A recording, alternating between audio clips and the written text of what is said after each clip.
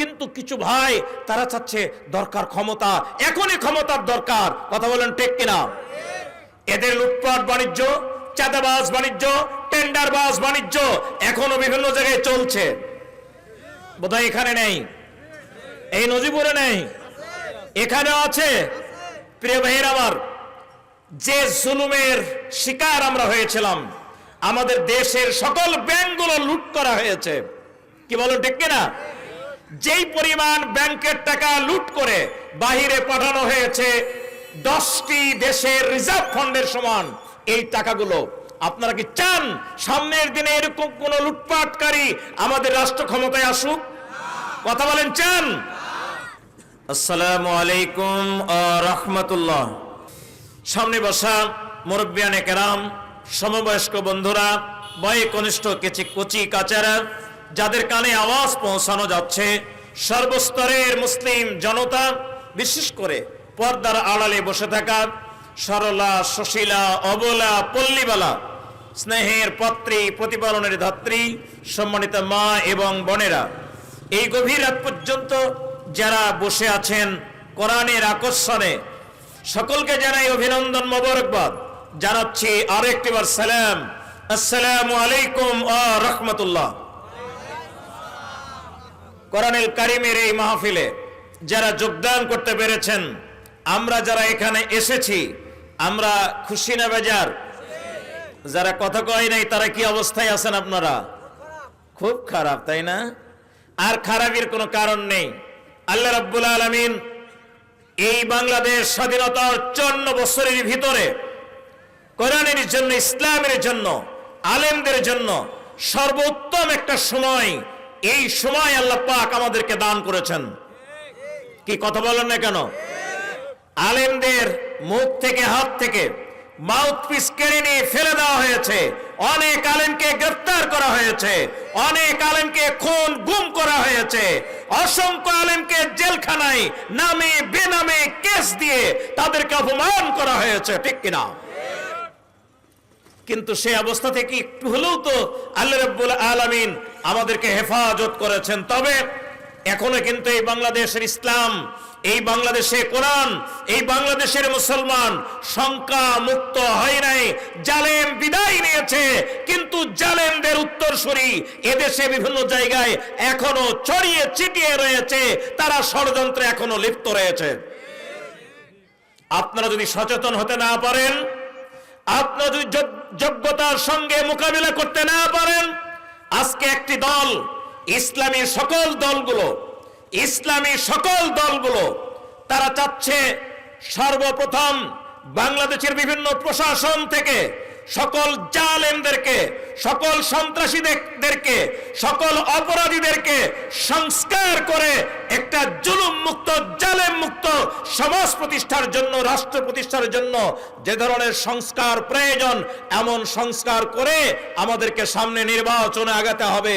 কিন্তু কিছু ভাই তারা চাচ্ছে দরকার ক্ষমতা, এখনই ক্ষমতার দরকার। কথা বলেন ঠিক কিনা?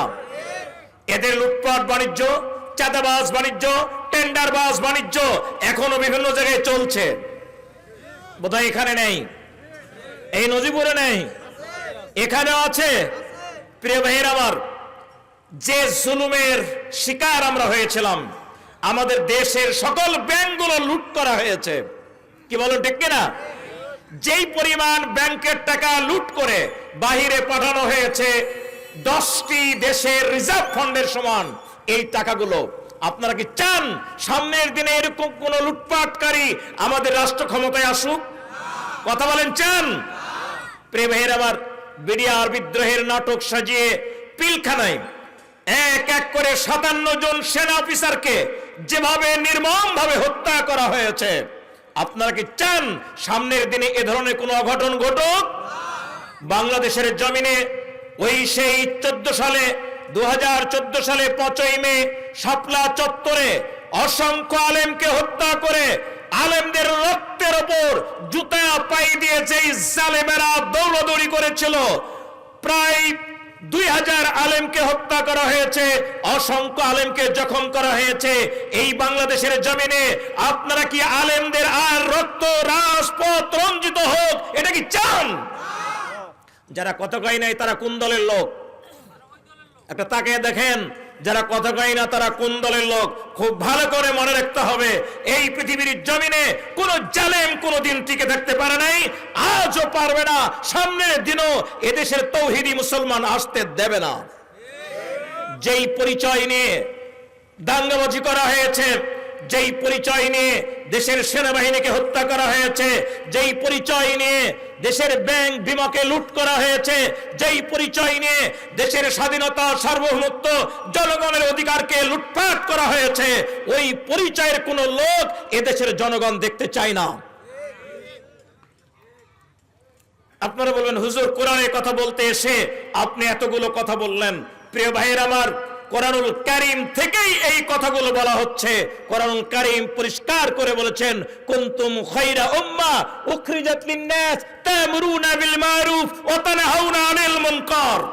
মানুষকে ভালো কাজের আদেশ দেওয়া, খারাপ কাজ থেকে বিরত রাখা, এই জাতিকে আল্লাহ উত্তম জাতি বলেছেন। সুতরাং চুরি ডাকাতি এটা ভালো কাজ না খারাপ কাজ? এই কথা বলেন না কেন? ব্যাংক লুট এটি ভালো কাজ না খারাপ কাজ? দেশের আলেম ওলামাদেরকে হত্যা করা হয়েছে, সাধারণ জনগণকে হত্যা করা হয়েছে।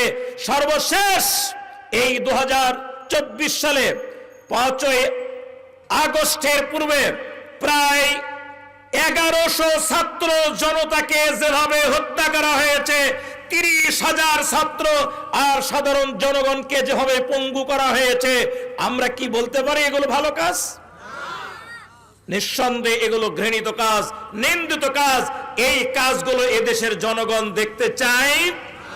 ইতিহাস ভুলে গেলে চলবে না, ইতিহাস থেকে আপনাকে আমাকে শিক্ষা নিতে হবে। এই ইতিহাস আমাদের ভবিষ্যৎ দিনকে ভালো করবে না খারাপ করবে, এই শিক্ষা, এই কর্মসূচি এদেশের জনগণকে নিতে হবে। আমাদের সিদ্ধান্ত, জনতার সিদ্ধান্ত। আমি ইসমাইল আলম আল হাসানি, একদম অরাজনৈতিক একটি সংগঠন, ওলামায়ে কেরামদের সংগঠন, বাংলাদেশ মাজলিসুল মুফাসসিরিন, সকল প্রকার রাজনীতির ছোঁয়া থেকে আলাদা হয়ে কোরআনের এই সমস্ত পাখিরা, এই সমস্ত ওলামায়ে কেরামেরা, আমরা পরিষ্কারভাবে এদেশের জনগণকে মেসেজ দিতে চাই। এই বাংলাদেশ শাহ মাকদুম, শাহপরান, শাহজালালের বাংলাদেশ, এই বাংলাদেশ অসংখ্য মসজিদ মাদ্রাসার এই বাংলাদেশ, এই বাংলাদেশ ওলামায়ে কেরামের এই বাংলাদেশ, এই বাংলাদেশ 95% মুসলমানদের এই বাংলাদেশ। এই বাংলাদেশের জনগণ চায় কোরআনের শাসন, ইসলামের শাসন, আল্লাহর আইনের শাসন। কথা বলেন ঠিক কিনা? আমরা এই দাওয়াত আপনাদেরকে দিতে চাই। আসুন, যা হয়েছে হয়েছে, মানুষ অনেক শাসন দেখেছে, পিতার শাসন আর কন্যার শাসন, স্বামীর শাসন আর স্ত্রী শাসন আর ওই চাঁদাবাজদের শাসন, সব দেখা হয়ে গিয়েছে। জনগণ এখন দেখতে চায় কোরআনের শাসন, ইসলামের শাসন, আল্লাহর শাসন। কথা বলেন ঠিক কিনা? কারা কারা চান দুহাত উঁচু করে আল্লাহরে দেখান। আল কোরআনের আলো, আল হাদিসের আলো,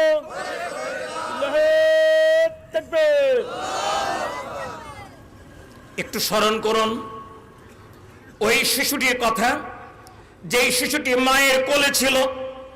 মা কোলে করে যখন বারান্দায় এসে দাঁড়ালো, তার বুকে গিয়ে গুলিবিদ্ধ হলো। মায়ের কোলেই শিশুটা মারা গেল। এই শিশু কি অপরাধ করেছিল? ওই ছেলেটির কথা একটু চিন্তা করুন, যার বাবা রিক্সা চালায়, পরে কাজ করে, মানুষের দোকানে কাজ করে। ওই সেই বৃদ্ধ বাবা আবু সাইদের গর্ভিত পিতা, সে কোন কারণে সে বুক পেতে দিল? বুকের ভিতর উঠেছে ঝড়, বুক পেতেছি, গুলি কর, এই ভয়ানক আওয়াজ কেন দিয়েছিল?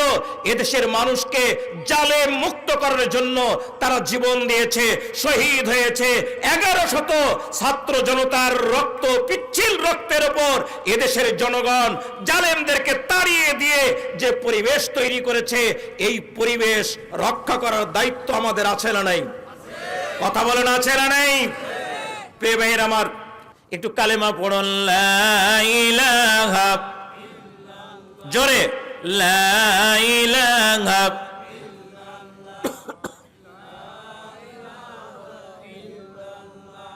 لا إله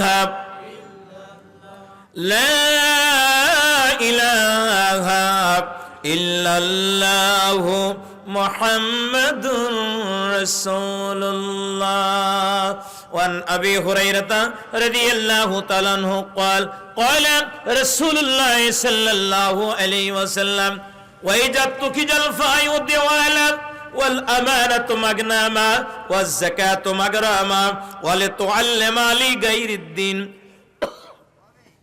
وأتى الرجل امرأته أكا أمه أدنى صديقه أقصى أباه وجهرت الأصوات في المساجد وساد القبيلة فاسقهم وكان زعيم القوم أرجلهم وأكرم الرجل مخافة شره وجهرت الكينة والمعاجب وشربت الخمور ولئن آخر هذه أمة أولها فارتكبوا عند ذلك ريحا حمراء حمراء جلجلة كسفا مسكا كسفا وآيات تتباكى نجام بال قطيا سلكه فتتابا.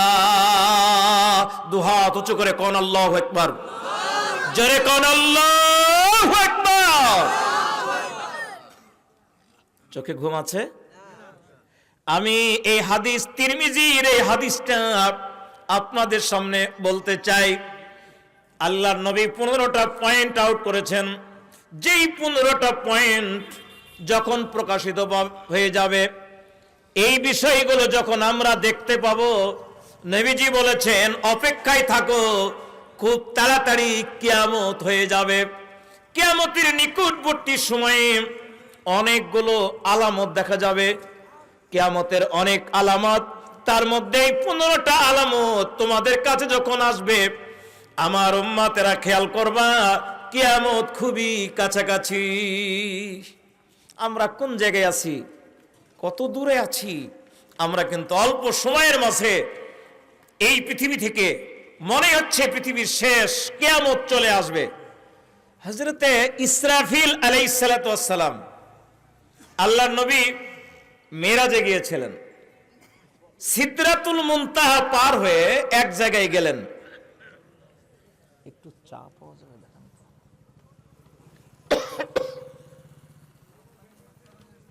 সিদরাতুল মুনতাহায় কোন এক জায়গায় গিয়ে দেখেন একজন লোক দাঁড়িয়ে আছে।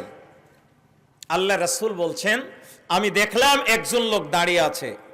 লোকটা যে এত বড় যা কল্পনা করা যায় না। লোকটার হাতে আছে একটা বাঁশি, বড় একটা বাঁশি।